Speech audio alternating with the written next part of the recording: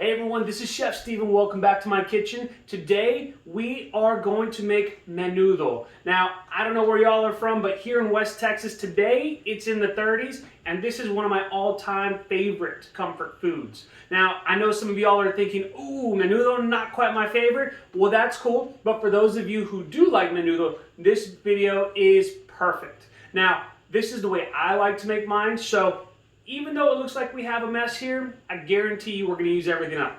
For example, we've got onions, we've got some garlic, we've got some dried oregano, I've also got some beef broth, some chili peppers, some hominy.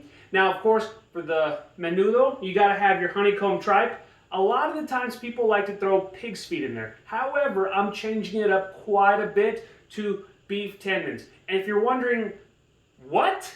Yes, you heard that right, beef tendons. I'm going to show you how to cut these up and use them for my favorite menudo. Let's get this started, shall we? All right, the first thing that you want to do is you want to get your honeycomb tripe all diced up. Now you can large dice it, you can small dice it, that's totally up to you. I'm going to do kind of like a medium-sized dice, and then we're going to cut up these beef tendons and get everything started.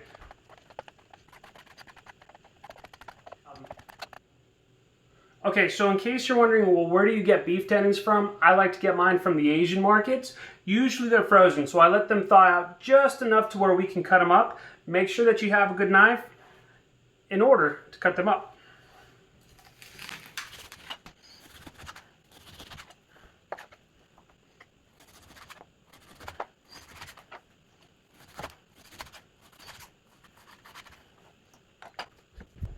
That's what they look like when you cut them up.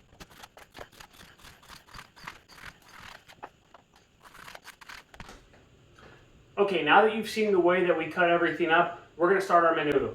Now with the honeycomb tripe, you want to rinse it out really well because sometimes you might not get that ideal flavor. But otherwise, let's get started. Okay, when it comes to making your menudo, usually we'd use a crock pot or some sort of slow cooker or a roaster. Since I don't have any of that, I'm just doing mine on the stovetop.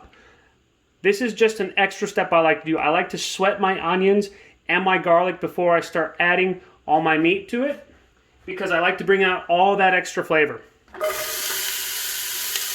I like to have my heat on just low enough to where you do get that sear, but we're not going to caramelize it. We're just going to cook it on a low heat.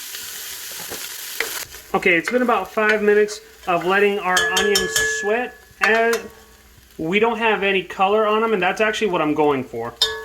Next, we're going to add our garlic and oregano, so that way we can get those aromatics going to further enhance our flavor. In case you're wondering, boy, he's using a lot of garlic. Well, yes, I love garlic, and that is one of my favorite ways to make my menudo. We're going to let this cook for a few more minutes, and then we're going to start adding everything else to our pot. All right, this is going to be a good time to start adding our meat. We're also going to add our beef broth. We're just going to top this all up with water. I'm going to put this on the lowest possible setting, cover it, and we're going to let this go 6 to 8 hours at least. All right, it's been a few hours. All we're going to do next is we're going to get these chilies. We're going to take the seeds out, and we're going to soak them in hot water to make chili paste. Normally I would just do crushed chilies, but I wanted to try something different. All right, we're going to throw some hot water in this, cover it up, and let it sit for 20 minutes. Then we're going to blend this all up. All right, it's been about 5 hours. This is where we're at so far. Our tendons are starting to look gelatinous, and they're getting very soft. I can't wait to eat it, but we still got to add chili paste, some hominy, and let it go for another hour or two. We're just going to blend everything up and make a little chili paste out of that.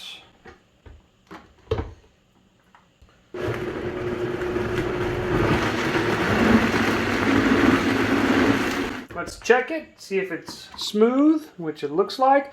We're going to add just a little bit more of this liquid. And we're going to give it that wonderful chili paste texture. We're ready. We're gonna start by adding about half of this chili paste to our menudo. We're gonna stir it all up and go from there. Now we're starting to get that lovely, rich red color. We're gonna let that cook down a little bit further. We're also gonna add our hominy and let it go for 1 more hour. Now it's starting to look like menudo. We'll see you in 1 more hour. All right, it's about 7 o'clock p.m. We've been letting this go for about 8 hours. After adding the chili paste, you have a little bit of a thicker broth, but all that flavor from the beef broth we used before will definitely help it out. Now it's time to put everything together. We're gonna make this all fancy. So we're gonna get a little bit of our meat and carefully spoon that in there. Make sure to get some tendons. And then we'll get a little bit of our broth. We're gonna get a little bit of some onion, a little bit of some cilantro, and then what I like to do is just get a lime wedge, squeeze that all in there, and call it a day. Now it's time to try it. All right, last step, we're gonna put just a little bit of salt in here. You're probably thinking to yourself, hey Steven, I noticed you didn't put any salt in your menudo.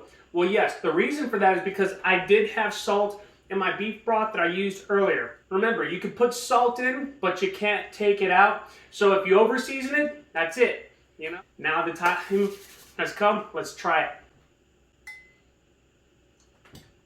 Overall, that's awesome. The beef tendons just melt in your mouth. The honeycomb tripe cooked perfectly. The hominy, that just right amount of chili paste to give it that flavor. The brightness from the lime, the onion, the cilantro, all balances very well together. So, I hope you learned something today. I know this is a very lengthy recipe, but it's totally worth it in the end. And of course, with it being in the 30s, maybe the 20s, hopefully not, this is a great meal to have to warm up. So we'll catch you next time.